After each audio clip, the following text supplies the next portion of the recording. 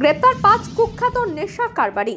দীর্ঘদিন ধরে গোমতী ত্রিপুরা জেলা উদয়পুর বনদুয়ার এলাকায় বহিরাগত কিছু যুবক নেশার সামগ্রী বিক্রি করে যুব সমাজকে ধ্বংসের দিকে নিয়ে যাচ্ছিল বলে অভিযোগ এলাকাবাসীর।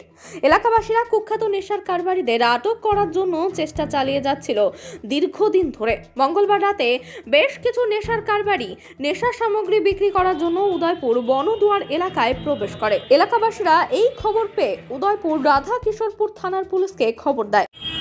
অ্যাকচুয়ালি গতকালকে রাত্রিবেলায় 7টা সাড়ে 7টা নাগাদ আরকেপুর থানায় একটা খবর আসে যে বনদুয়ার এলাকায় কিছু লোক যারা ড্রাগসের সঙ্গে জড়িত তারা এখানে কাঠা হচ্ছে এবং ডিস্ট্রিবিউশন করার জন্য এখানে আসছে। এই খবর পাওয়ার পর থানার ওসি এবং তার স্টাফদের নিয়ে এখানে যায়।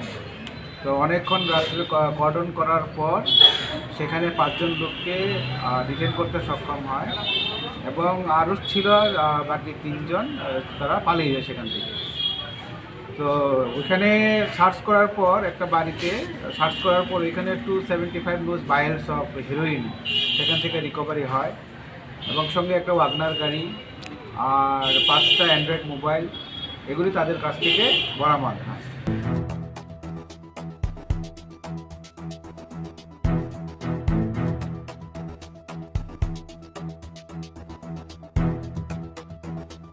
খবর পাওয়া মাত্রই উদয়পুর রাধা কিশোরপুর থানার ওসি বাবলু দাস বিশাল পুলিশ বাহিনী নিয়ে ঘটনাস্থলে ছুটে গিয়ে 5 জন কুখ্যাত নেশার কারবারিকে গ্রেপ্তার করতে সক্ষম হয়।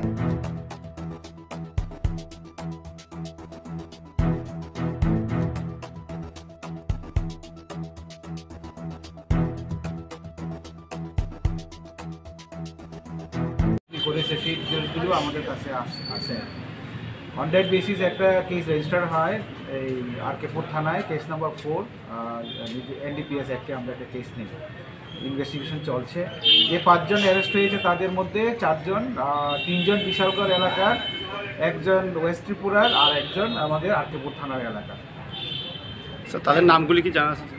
হ্যাঁ, যারা অ্যারেস্ট হয়েছে তাদের মধ্যে আব্দুল রাজ্জাক বিশালগড়, আব্দুল হোসেন বিশালগড়, দুলাল মিয়া রাজনগর ওয়েস্ট ত্রিপুরা, জামাল হোসেন রাউতখোলা বিশালগড় আর লুকমান হোসেন খিলপাড়া।